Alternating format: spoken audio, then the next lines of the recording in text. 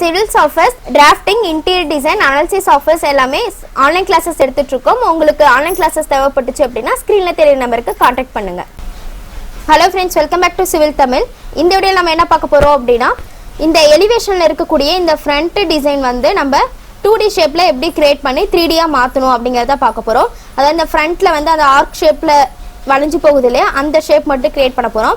வீடியோக்குள்ள போறதுக்கு முன்னாடி சேனல் சப்ஸ்கிரைப் பண்ணாதீங்க, சப்ஸ்கிரைப் பண்ணிக்கோங்க, கூடவே பெல் பட்டன் கிளிக் பண்ணிக்கோங்க. ஸோ ஃபர்ஸ்ட் என்ன பண்ணணும் அப்படின்னா, ஃப்ரண்ட் வியூவில் வச்சுக்கோங்க. ஃப்ரண்ட்ல வச்சுட்டு நம்மளுடைய இந்த இடத்துல ஷேப்ஸ்ன்னு இருக்கும் இல்லையா, அதை கிளிக் பண்ணிங்கன்னா லைன் டூல் இருக்கும். லைன் டூல் எடுத்துட்டு இப்படி கிளிக் பண்ணி இப்படி ட்ராக் பண்ணிங்கன்னா உங்களுக்கு வந்து ஸ்ட்ரெயிட் லைன் வராது.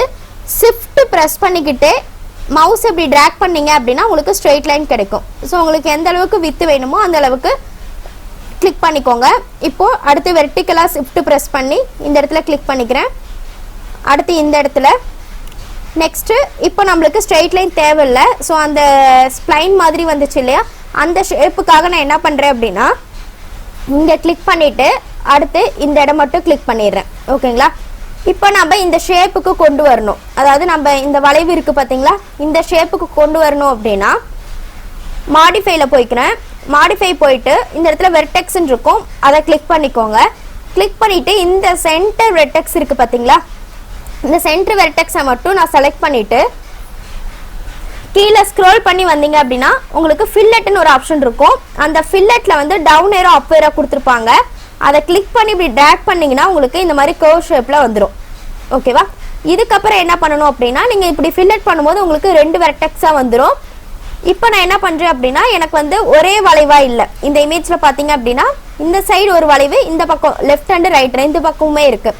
அதுக்காக நான் என்ன பண்ணுறேன் அப்படின்னா, சேம் அதே வெர்டெக்ஸை சூஸ் பண்ணிவிட்டு இந்த வெர்டெக்ஸை வந்து இந்த சைடு மூவ் பண்ணிக்கிறேன்.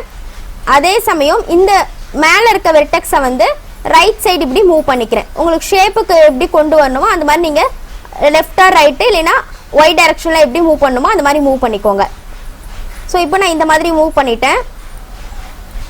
ஸோ இதை கொஞ்சம் மேலே தூக்குன்னா இந்த மாதிரி நீங்கள் மூவ் பண்ணிவிட்டு இப்போ உங்களுக்கு அந்த ஷேப் வந்துடும். ஓகேங்களா? இதுக்கப்புறம் என்ன பண்ணணும் அப்படின்னா, இது ஒரு 2D ஷேப்பாக இருக்குது, நம்மளுக்கு 3D ஷேப் வேணும். அதுக்காக நான் என்ன பண்ணுறேன் அப்படின்னா, மாடிஃபை லிஸ்ட்டில் போயிட்டு ஷெல் கொடுக்குறேன். ஸோ ஷெல் பார்த்தீங்க அப்படின்னா திக்னஸ் ஆட் பண்ணுறது. நீங்கள் எந்த ஒரு ஆப்ஜெக்ட்டுக்குமே திக்னஸ் ஆட் பண்ணணும் அப்படின்னா ஷெல் கொடுத்தீங்கன்னா போதும். ஷெல் கொடுத்துட்டு இந்த இடத்துல உங்களுக்கு எவ்வளோ திக்னஸ் வேணும், இப்போ 3 இன்ச் திக்னஸ் அப்படின்னா 3 இன்ச் கொடுத்தேன் அப்படின்னா உங்களுக்கு அந்த ஷேப் கிடச்சிரும். ஓகேவா? ஸோ இதுதான் நம்மளுக்கு வந்து 2D ஷேப்லேருந்து 3Dக்கு கொண்டு போகிறது. இந்த மாதிரி ஃப்ரண்ட்டில் இந்த மாதிரி டிசைன்ஸ் இருந்துச்சு அப்படின்னா நீங்கள் 2D ஷேப் கிரியேட் பண்ணிவிட்டு அப்புறம் 3Dயாக கன்வெர்ட் பண்ணிக்கோங்க ஷெல் கொடுத்து. இப்போ பக்கத்துலேயே பார்த்தீங்க அப்படின்னா உட்டன் ஷேப்லேயும் இருக்குது பார்த்தீங்களா, அதுவும் சேம் அதே மாதிரி தான் ஒயர் ஃப்ரேமில் வச்சுக்கிறேன். ஸோ உங்களுக்கு ஏதாவது ஒரு மாடல் கிரியேட் பண்ண கஷ்டமாக இருக்குது அப்படின்னா ஒயர் ஃப்ரேமில் வச்சுட்டிங்க அப்படின்னா கொஞ்சம் ஈஸியாக இருக்கும், இல்லைன்னா எந்த இடத்துல கிளிக் பண்ணுறீங்கன்னே தெரியாது. ஸோ இப்போ என்ன பண்ணுறேன் அப்படின்னா, நீங்கள் இதை வந்து இப்படி அதே டூல் வச்சு லைன் டூல் வச்சு இந்த மாதிரி கிரியேட் பண்ணாலும் பண்ணலாம். அதாவது இந்த இடம் இது அப்படியே ஓகேங்களா. ஸோ இந்த மாதிரி கிரியேட் பண்ணிவிட்டு ஒரு ஆஃப்செட் கொடுத்த மாதிரி கிரியேட் பண்ணிக்கோங்க. அதுக்கப்புறம் பார்த்தீங்க அப்படின்னா மாடிஃபைல போயிட்டு வெர்டெக்ஸு இந்த ஷேப்புக்கு, அதாவது இது ரெண்டையுமே ஃபில்லட் பண்ணிவிடுங்க. நடுவில் இருக்க ரெண்டுமே சேம் ப்ராசஸ் தான், ரெண்டுமே ஃபில்லட் பண்ணிக்கோங்க. அதுக்கப்புறம் உங்களுக்கு எந்த இடத்துல மூவ் பண்ணணுமோ அந்த இடத்துல நீங்கள் மூவ் பண்ணி வச்சுக்கலாம். இதை வந்து இந்த இடத்துல மூவ் பண்ணுறேன், ப்ளஸ் அதே போல் இந்த இடத்துல இது எல்லாத்தையும் இந்த ஷேப்புக்கு மேட்ச் பண்ணிவிடுங்க. ஸோ இது ரெண்டும் மூவ் பண்ணி இந்த இடத்துல வைக்கிறேன். ஸோ அந்தந்த ஷேப்புக்கு மூவ் பண்ணிட்டீங்கன்னா போதும், உங்களுக்கு ப்ராப்பராக வந்துடும். ஸோ இப்போ இந்த ஷேப்புக்கு நான் மூவ் பண்ணிட்டேன். நெக்ஸ்ட் அதே போல் இந்த இடம், அடுத்து இதை வந்து இந்த இடத்துல மூவ் பண்ணிடுறேன். ஸோ இப்போ பார்த்தீங்க அப்படின்னா சேம் அதே ஷேப்பில் உங்களுக்கு கிடச்சிரும்.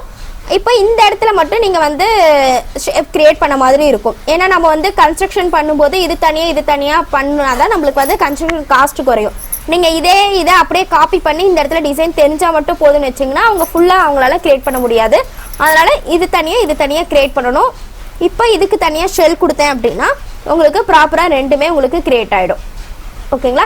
ஸோ இவ்வளோ தான் இந்த ஷேப் கிரியேட் பண்ணுறது. ஜஸ்ட்டு லைன் டூல் வச்சு நம்ம கிரியேட் பண்ணியிருக்கோம், ப்ளஸ் ஷெல் டூல். ஓகேங்களா?